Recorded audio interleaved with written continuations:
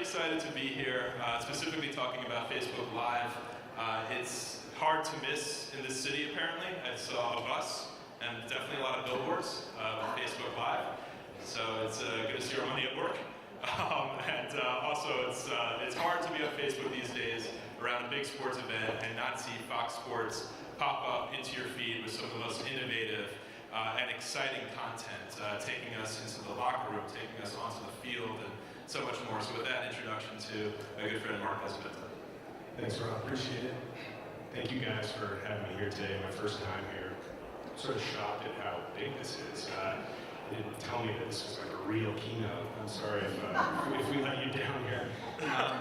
So I'm Mark Espineta. I oversee the creation of digital content for Fox Sports. That's everything from video production, both social and owned and operated, social media, news, programming, content development, and audience development. So we have sort of a large purview within Fox Sports Digital, but today we'll talk very specifically about how we utilize the Facebook Live platform.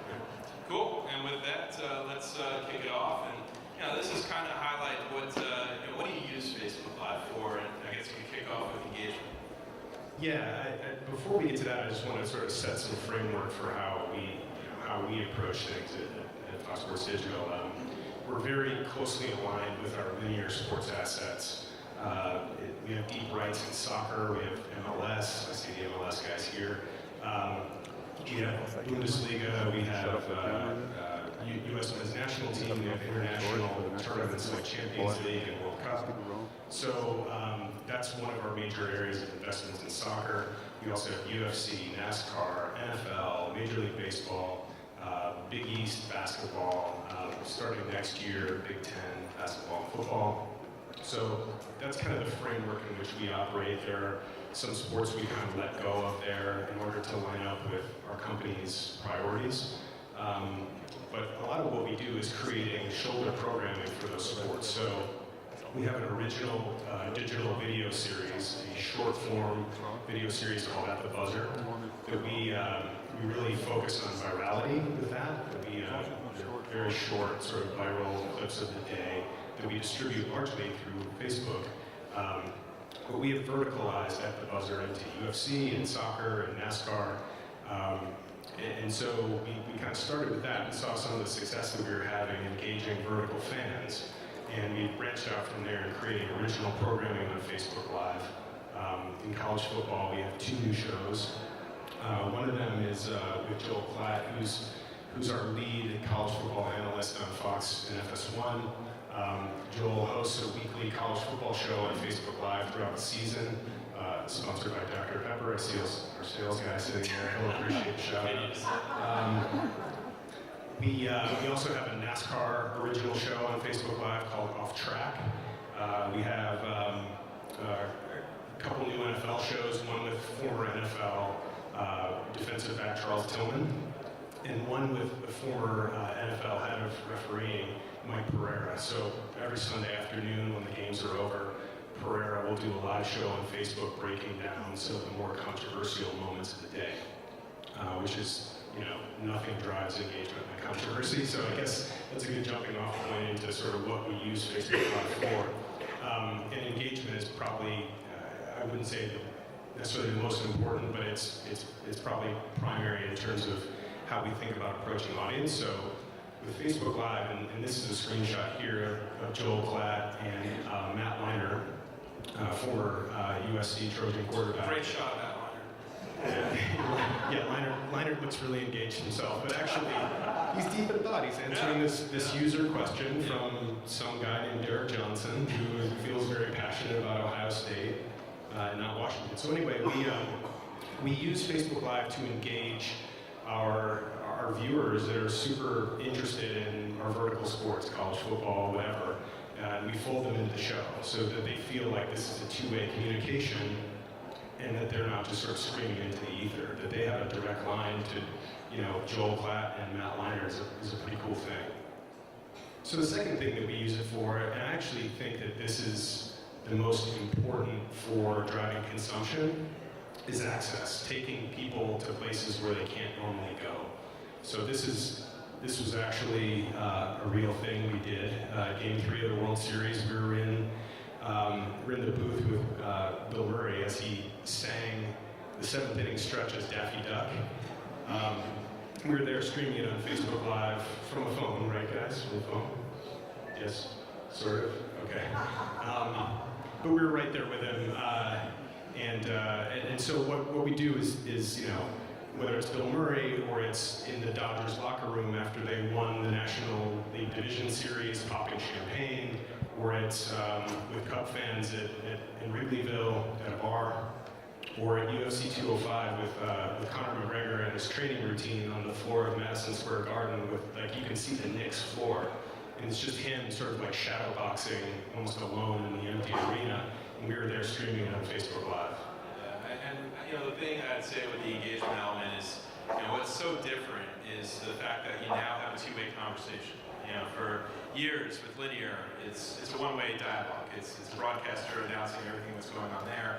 But for now, the sports fans to be able to jump in, ask questions, and engage, have polls, and all the different things that you're utilizing in your broadcast makes it so interesting. And to your point about access, you know, it's not the big cameras that we used to lug around, you know, 10 years ago. You're now literally using a phone. And that also means that, you know, you might have different reporters around the world who are going to have breaking news unfold in front of them. Sometimes they're probably not going to be reporters or journalists. And, you know, it's all something that you can find on the platform. And being able to see Bill Murray, what a shock, this did really well on Facebook. Bill Murray doing the national anthem. Yeah, As Daffy Duck, right. Pretty cool. Yeah, so, you know, this also, Facebook Live also gives us a platform to utilize content we're not able to utilize on linear, right? I mean, if we're showing a game on linear, that means we can't be showing anything else. But we actually have, you know, many other streams that we're producing that day. So, you know, we can alternate in a shot of the bar with Cubs fans. We can go live, you know, with any of our alternate streams. Yeah. So awareness. I remember this one. Speak for yourself. Was on Facebook for a week. Yes, that's right.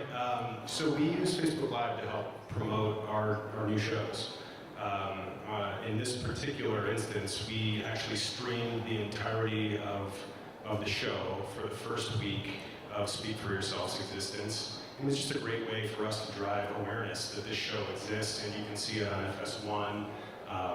And you know, I think it makes for a good platform to sort of get in front of a lot of people at a very low cost. And why don't you talk a little bit about talent? I mean, you guys have as good a talent as any major media partner out there, and you've utilized them. I mean, you definitely see some of the established, the Jake Lasers on Instagram, but you also have, you know, rising stars like Rachel Bonnetta that you'll find on Facebook. Yeah, I mean, we've been very fortunate, I think, to have buy-in at all levels. Everyone from Rachel Bonnetta, who's a 20, you know, maybe 3 or 4-year-old rising star, to Joe Buck and John Smoltz, you know, being cool with us putting a mobile phone in the broadcast booth with them for an inning of a World Series game to take viewers inside and give them a look at, you know, what really goes into broadcast while it's happening. We did that for Joel Klatt and Gus Johnson at the Ohio State-Oklahoma game. We put a camera in the booth with them in game during the action, and it was awesome because there was a big moment. I don't remember if it was an interception or touchdown or what, but you could see like the stadium going crazy in the background, and Klatt looking through his notes, and really you could see how. I also had the TV on, so I was watching the broadcast, but then I had this amazing behind-the-scenes view of how the announcers were processing in real time this kind of cool thing we all just saw. It's a good second screen experience. And then you mentioned your sales guys in the room, revenue. And to be clear, I mean, this is something that's very new. I mean, first of all, in general, Facebook Live is very new. I don't think we could have had this conversation a year ago because it actually wasn't released into the wild for everyone. So it's a very new platform to begin with. But then on top of that, the ability for media partners to actually go ahead and sell against their content is literally something we rolled out in April. So it's been almost a little more than half a year. And it's something that whether it's, you know, you mentioned before, Dr. Pepper, we're looking here at a World Series graphic. It must be nice to be able to make money on this and be able to actually like to do things that you otherwise probably would not. Yeah, that's right. Believe it or not, we do things to make money. And Facebook Live has given us... media business. Yeah, it is, well, it seems like it's increasingly rare, but it has given us a platform to not only extend existing deals, but to create new ones. And so this screenshot you're looking at, we did a pre-game show before every World Series game with our new editorial partners at Sports Illustrated. And we combined with them on this production for State Farm. We did about a 15-minute pregame show before every game. And we did a lot of other stuff around the World Series as well, but that was, I thought, one of the unique things was kind of teeing up the broadcast that night, making a little extra money doing it. Yeah. Now, talking, kind of shifting the conversation to why, now the kind of how and what. So as far as production, walking us through a little bit of, what are some of the benefits to Facebook Live? I mean, I know we talk personally a lot about how it lowers a lot of barriers and obstacles to some heavy production. Yeah, I mean, I guess it's easy for me to say, because it's my team who's sitting down here in the second row that does all the production.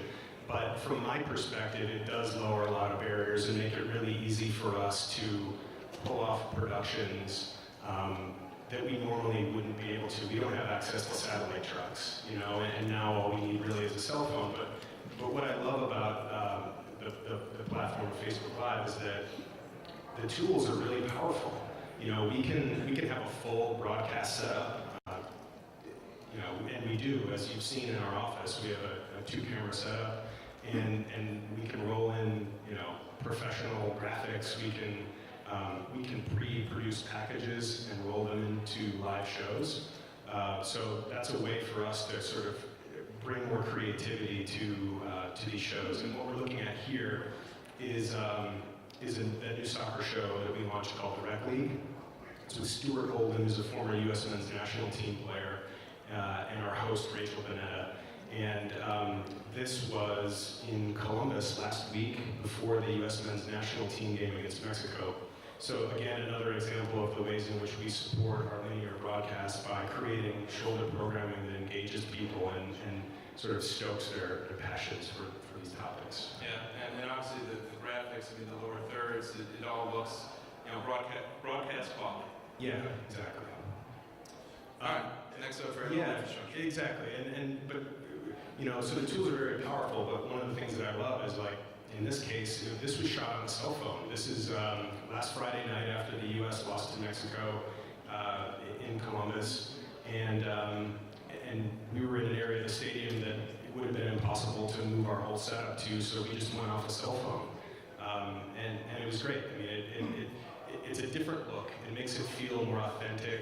I think less produced. Although it's still highly professional, it feels more intimate to the user, and we've actually seen an uptick in engagement when we go less professional looking in production quality. All right, moving on, targeting your fan bases. This is Wrigleyville during probably one of the most exciting times in the world. Yeah, that's right. I mean, another thing that Facebook Live does is it lets us target really easily. So it lets us reach Cubs fans, Indians fans, baseball fans, citizens of Chicago, citizens of Cleveland. There are many ways for us to reach audiences that we may not normally have direct access to through the Facebook platform. And one of the big advantages for Fox is that you probably have 22 markets with regionals. So you kind of have a finger on the pulse in so many different marketplaces, and sharing a common platform, compared to. You can't necessarily watch Fox West in New York, but you can on Facebook. That's right. You can on Facebook, and we can target you pretty accurately that way. All right. And any last thoughts before we kick it over to the audience? Well, I'd like to know what you guys are thinking about or what you're curious about. All right. I'm sure that there's going to be some mics going around. That's a pretty small room. I think we could probably hear it. Ken's getting his workout in.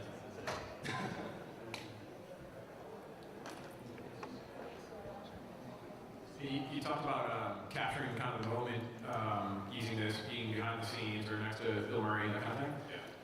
You were saying that you were watching the broadcast and the digital feed side by side. Is there like a latency problem with being in the moment? Seems like they wouldn't pair up to the broadcast. 2 seconds in a second, maybe. I mean, it's very close. And so, with that second screen experience, a lot of what you're getting feels like direct real time. So it does feel like, when we cut to the bar in Wrigleyville and I'm watching the broadcast, it feels like they're paired up. You see the fans reacting to the stuff that you're watching on TV. It's a cool experience. Last one. With respect to fees, when you pay Facebook, or when you say low cost, what do you charge here? To put the content on Facebook? Yeah. It's the best deal in the world. It's free. Yeah, we're an open platform. And honestly, look, what Mark's able to talk about here is amazing because he's not limited by the rights that they own. I mean, we're talking NFL, Major League Baseball, and some of the biggest rights in the world. What's exciting is they take advantage of their access. You can see that very clearly, but there's certainly people at home who have the ability to jump in and talk about it with their friends and share their moments with their family. And I think that's as exciting for many as being able to see this. And we do take advantage of our access, but I got to give a shout out to our executives on the linear side who have completely bought into the importance of bringing this content to the people outside of a traditional TV model. Yeah, and we've worked with you to kind of prove out the, how are you able to build the momentum on social as the second screen in order to encourage viewership of the first screen. And one of the case studies we worked on was Copa Centenario, where it was incredible, where you actually saw the correlation between people chatting and Rachel Donetta having these reactions to what's going on. A big moment occurs, and then a couple minutes later, you often see a little spike in the broadcast ratings. And by no means is that all Facebook, but it does allow Fox Sports to be able to reach people at moments that matter in the big sports events. That's right. When I was at USA Today Sports, we created this thing called Sports PSA, which basically lets you know when something cool is happening in sports. And I think that this is kind of the next evolution of that with the power of the Facebook platform. So to your point about what we did during Copa America Centenario, Rachel Bennett, our soccer host, was going live during key moments of the game. So notifications would go out to anyone who follows Fox Soccer, or we could broadcast it through any of our channels, our Facebook channels, and they would get alerts that this is happening. And then you're watching Rachel react, and you're like, man, maybe I should get to a TV. So I definitely believe there's a cause and effect there. Yep. So I'm curious what your success metrics are. How are you gauging success in such a new format, whether it's views, time spent, pushing people to TV, et cetera? Yeah, I mean, that's a great question, because I think if you asked anyone in our organization, you'd probably get different answers from every person, right? Our sales guy sitting here in the second row says revenue. And I would say, just as a content person, that engagement really is it. I mean, it's time spent, it's engaging, it's liking, sharing, and we're learning. We're learning what moves we make affect that outcome, and we're trying to optimize for that. I mean, we know, for example, that when our soccer host Rachel Bennett just goes live on a phone, that it's much more engaging in terms of time spent and comments, etc., because it feels so personal. But then we have to sort of professionally produce these sort of packages for our sponsors who expect a very kind of traditional look and feel. So I think it's going to be an evolutionary process of getting everyone kind of comfortable with mobile-first production, which really, to me, is the goal. And for us, as a platform, it's so important to capture these case studies. In the next couple of panels at the Facebook Bootcamp, you're going to hear from our head of research. And being able to kind of understand, I mean, if you would have asked us 6 months ago, okay, how does this work? What should we do? We didn't have an answer. We needed Fox Sports to dive in, and boy, did they dive in. I mean, literally from the opening days, they put together shows and tested it. They used their talent. They did a lot of innovative things. And look, outside of Fox, we see other media partners doing very innovative stuff as well. And the best part is we try to share all those best case studies together with all the media partners to encourage them to kind of pick up as quickly as they can on this incredibly new technology and new platform. You mentioned rights a minute ago. As this type of concept grows, do you anticipate or have you had any feedback from either the leagues or the rights holders for people who want to be Rachel Panetta, and they're kind of showing the game and as they're doing their own play-by-play, because as we all know, any reproduction without express written consent is prohibited. But you know, how do you? What's the, You seem to be an insider. Yeah. no, but I mean, anybody who's ever watched a sports broadcast can do that as much as you can do the airline announcements, right? So, but how does that? But seriously, how does the rights issue fit in from the organic person doing it as opposed to the Fox people? Yeah, this is tricky. I mean, I'm hesitating because there's a great story that illustrates this. I don't know if I should tell it. But there's a Twitter executive very recently who publicly, he was like their head of product, who basically said, it's easier for me to get content on Periscope than it is for me to find it on my TV channel. And he was basically bragging about how he was putting like FS1 and Fox Sports content on a social platform. And so this is systemic. I mean, it's a problem, and I don't really know what the answer to it is. I can tell you that if I wasn't clear, Rachel's not holding her phone up to the TV and broadcasting stuff through Facebook, but I know that many are, and you know, Rob and I and others at Facebook work through those issues as best we can. Would that impact your rights negotiations with the sports leagues if you find that kind of, again, organic broadcasting by fans diminishes your viewership? Well, I think that's sort of a digital media problem in general, going back to Napster, right? I mean, it's like, this has been a problem for 15 years, and I think that it probably has affected cord cutting and things like that, but there's piracy. I mean, it's really an FBI issue as much as it is like leagues or anything, because the broadcasters and the leagues are both trying to solve this problem together. And the platforms. We are investing heavily in rights management. We need to, respect the incredible amount of money that's being invested by our partners. We understand the urgency. We're investing. It's almost like it started with whack-a-mole. You knock one down and another can come up, but we're investing more and more into technology that would allow us to, limit the issue the second that it arises. You guys are doing a lot of your stuff around major events, and obviously you're getting organic, people are chiming in live. Have you guys done any boosting of any of your shows afterwards? And if so, have you strategically decided when, where, and how? Well, what I can talk about is that we learned very quickly that fantasy advice before games don't have a long shelf life. So doing partnerships in which we're thinking that there's going to be a 50% consumption after the fact is not really there. But no, I mean, I think that it's, what we've seen is a strong mix. I think what our paid opportunities on Facebook allow you to do is to reach an audience that you otherwise would not have reached. It allows you to try to convert a fan. And I think that's incredibly exciting. And when we talk to Fox Sports about different opportunities that they're putting together, and they start talking about things that are above and beyond that we think could be disruptive on the platform and really reach an excited audience, we do bring up, how can we start using some of the paid tools to really zero in on new audiences. So you guys have these weekly Facebook Live shows. Have you figured out the best way to promote those or get the word out about those shows? On Facebook. Yeah. Paid on Facebook, yeah. It is a great question. I don't think anyone's quite figured out how to promote non-linear video content in a way that almost feels like linear.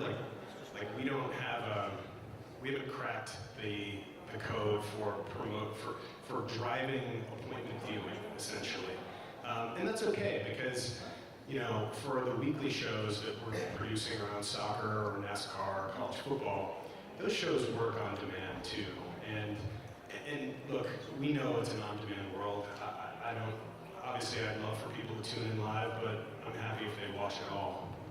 And one thing I'd add is it also depends on the content. So using Rachel Panetta as the example where the most exciting moment happening in Copa Scenario's final, where it was the penalty kicks, when she went live right as that was happening, that went 5 times further as far as concurrent viewers than any of her other lives. because that's when people are on the platform talking about it and getting excited about it. And then the other thing I'd add is this whole discovery thing is also on us. We understand that it's our responsibility. If it's amazing content that has people very excited about it, we should do everything we can to make sure it gets to them. And one of the products that we rolled out just a couple of weeks ago is Schedule Live, where you're able to go out and make a post and says, we're going to be going live on November 23rd. At 8 p.m.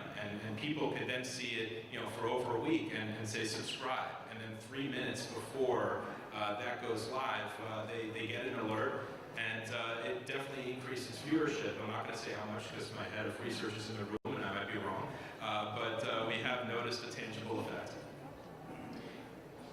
Anyone else? Hi.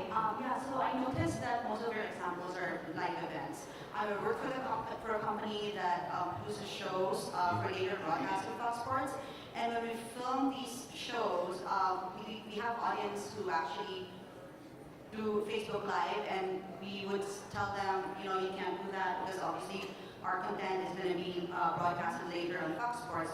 We have restrictions. So how do we go about that? Can we say that Fox Sports is going to be a little bit more lax about it, given that this new platform is giving us more awareness and eyeballs for...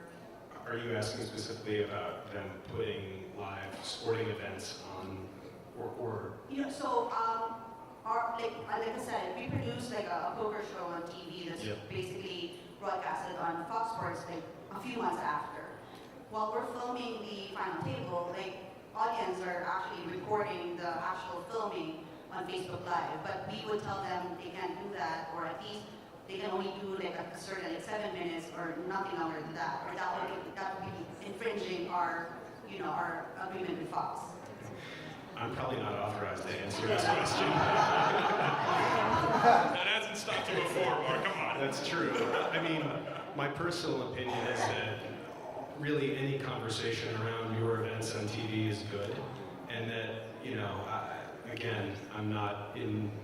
I don't manage the distribution agreements. I don't want any angry missives, and I'm not trying to speak out of turn. I just think in general that more attention is good.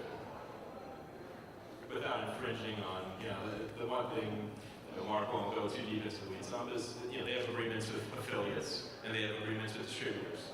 So it's not just, Fox. It's not just a decision of whether or not it's going to support it. It's also in respect to previously negotiated deals. And to be clear, our executives will go to the distributors and to the regional outlets and say, we want to Speak for Yourself live on Facebook. Do we have your buy-in to do this? And so, we have a good dialogue around those kind of tricky issues. So Mark, what do you see the relation between Facebook Live and you have an app where you can watch a lot of live stuff that you have, and also are your web development teams, they see this as a threat because they may say, hey, an hour on Facebook Live, is an hour on Facebook Live versus an hour on your own website a good thing or a bad thing? You probably both have a different opinion, or maybe the same. I think that sort of building an ecosystem is important, and that Facebook is a very important part of the ecosystem, but it's not the whole ecosystem. We obviously have our owned and operated properties, including FoxSports.com and Fox Sports Go and Fox Soccer to Go and various other things, and linear, obviously. I don't think that that's a big issue. I actually love these hard. Mark and I have had many of them. I love these hard conversations because it also is on us. How can we create the business justification for you to put as much content and as valuable content on the platform as possible? And look, we'll work together, getting your feedback. We talk regularly. We get feedback from Mark. We get feedback from many other media partners, from the leagues, from teams, from athletes, in order to help make the justification needed to get this content onto our platform. Yeah, and I think the strengths of the Facebook platform are very different from our own Fox Sports Go, for example, which is really a one-way communication, right? We have a game that we're going to show you, maybe we'll have some alternate feeds, but it's not necessarily interactive. It isn't necessarily going out and seeking out an audience in the way that Facebook can. So I think they're complementary, I do. Is the master plan to like in 2020, 2021, 22 to go after NFL rights and put it on one of the digital behemoths, whether it's you guys or somebody else? And the other question I have is, so tonight's game, if you watch it on Twitter live, the delay between the linear broadcast and what's coming out on Twitter, it's almost like it's not even live if you're watching both in your den or your living room. He's really teeing you up here. Those were definitely for you. This is a softball. I think you should swing it. I mentioned my research guy. That's what my comments guy here. Look, I mean, I think that we are early days, and the fact of the matter is again, our live platform has not been around for more than a year, and it's going to be so interesting in 2022. And I can't predict 2 years from now. Things have changed so quickly. As I said, I was hired about 3 years ago, and we didn't have a video player on Facebook. So the things that have changed and how quickly they've changed have been staggering. As far as the answer to that question, I think it's going to take even more change. I think, right now we're looking at a product for a 60-inch screen and asking if it will work on a 4-inch screen. And probably not exactly like that. I think there's an incredible amount of learnings that we're going to have to pick up over the years as it unfolds. So NFL, there's obviously many other leagues, many other interesting rights. It's exciting. We've seen some testing. We've seen some live sports land on Facebook. We've been very excited about some of the numbers that we've seen as far as consumption. But I think we're still a long ways to go when it comes to treating Facebook as first screen consumption for a live sports event.